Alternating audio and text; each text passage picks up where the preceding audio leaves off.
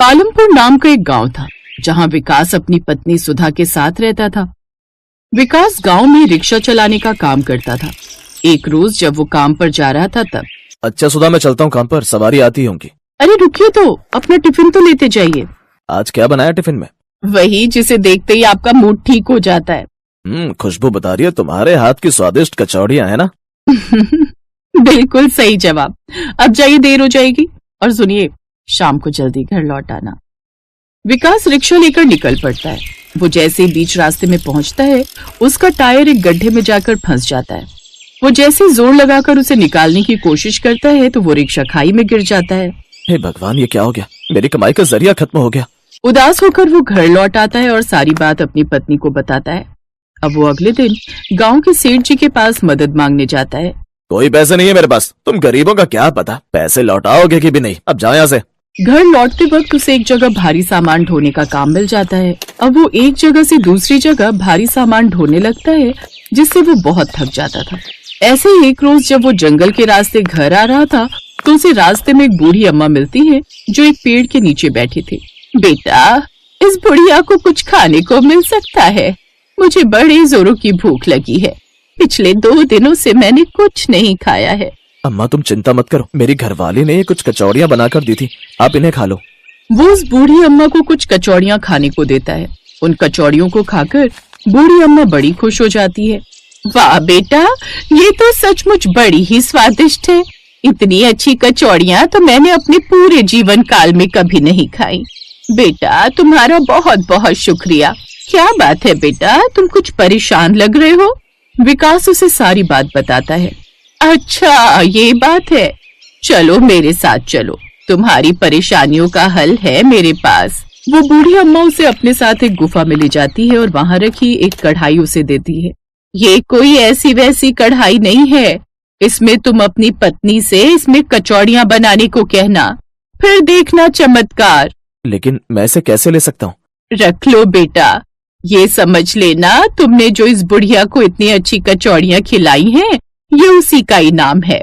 अब तुम इसमें बनी हुई कचौड़ियाँ बनाकर बेचना और जैसे ही तुम्हारी 2000 कचौड़ियाँ बिक जाएंगी, उस दिन इस कढ़ाई में तली कचौड़ियाँ जो बनकर निकलेंगी वो तो तुम्हारे भाग्य ही बदल देंगी। क्या सच में? धन्यवाद माई।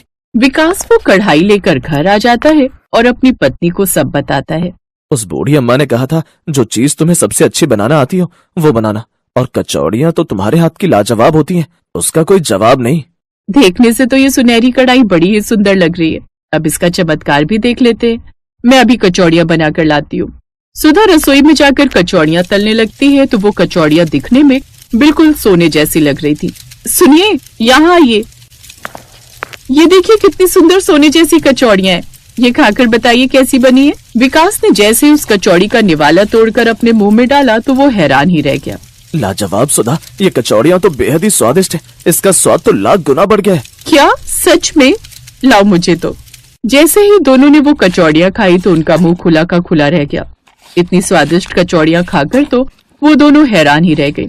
अब लाओ तुम ये जल्दी से मुझे सारी कचौड़ियाँ एक टोकरी में रखकर दे दो, मैं इन्हें गाँव में बेच कर आता हूँ। जी अभी लाई। विकास गांव भर में घूम घूम कर वो कचौड़ियाँ बेचने लगा। कचौड़ियाँ ले लो, कचौड़ियाँ ऐसी वैसी नहीं बल्कि सोने की कचौड़ियाँ ले लो। सोने की कचौड़ियों का नाम सुनकर ग्राहक उसके पास आने लगते हैं। कचौड़ी वो भी सोने की? ये तो मैं पहली बार सुन रहा हूँ। हाँ, मैंने भी पहले कभी नहीं सुना। चलो चलकर देखते हैं। दिखाओ भैया ये सोने की कचौड़ी। हाँ हाँ, मुझे भी दो। ये देखो भाई, खुद ही देख लो। अरे वाह, ये तो सचमुच सोने की कचौड़ी लग रही है। जल्दी से लगा दो हमारे लिए। विकास जैसे ही उनको सोने जैसी दिखने वाली कचौड़ियाँ देता है वो सब हैरान रह जाते हैं। वाह, ये तो दिखने में जितनी सुंदर है खाने में उतनी लाजवाब। वाह भाई वाह, मजा आ गया, सच में मजा आ गया। ग्राहकों को उसकी कचौड़ियाँ बहुत पसंद आती हैं। अब सारे गांव में विकास की कचौड़ियाँ सोने की कचौड़ियों के नाम से मशहूर हो जाती हैं। अब रोज सुधा उसे उस कढ़ाई में कचौड़ियाँ बनाकर देती और विकास उन्हें ले जाकर गाँव भर में बेचता। ऐसे उसकी 2000 कचौड़ियाँ बिक गई। फिर एक रोज जब सुधा रसोई में कचौड़ियाँ बना रही थी तो उस रोज की कचौड़ियाँ उसे बड़ी ठोस लगी। अरे, ये कचौड़ी इतनी ठोस कैसे हो गई और ये टूट क्यों नहीं रही? जैसे उसने वो कचौड़ी ध्यान से देखी तो वो हैरान रह गई। उसने विकास को आवाज लगाई, सुनिए, जल्दी इधर आइए, ये तो चमत्कार हो गया। क्या हुआ, क्यों चिल्ला रही हो?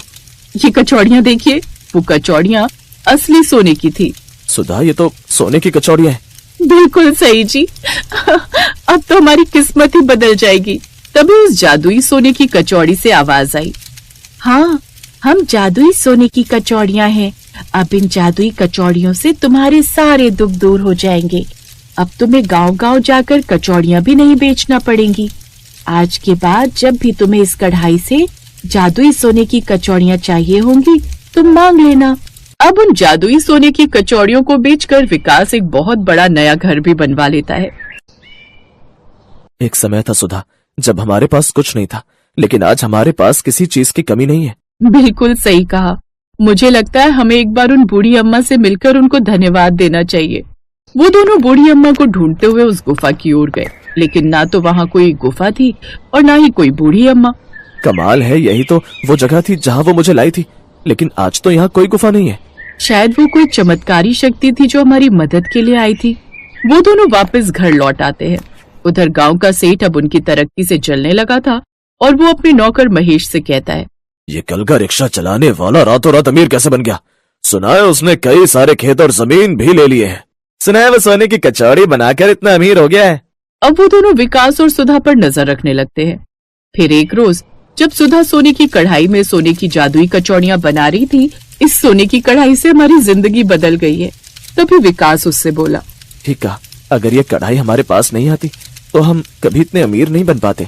महेश ये सारी बात सुन लेता है और एक रोज सेठ और महेश मिलकर उनकी सोने की कढ़ाई चुरा लेते हैं। मैंने रात को तो ये गांव की बहू का गर्म, शहरी बहू का ठंडा लंच बॉक्स। कितने सारे गेहूं साफ करने रह गए हैं। अगर आज कोमल यहां होती तो कितनी मदद करती। मेरी बच्ची जब से शादी करके गई है, सारे काम खुद ही करने पड़ते हैं। एक तो यह मरजानी कमला भी पता नहीं कहां रह गई है। आने दो, आज बताती हूं इसे।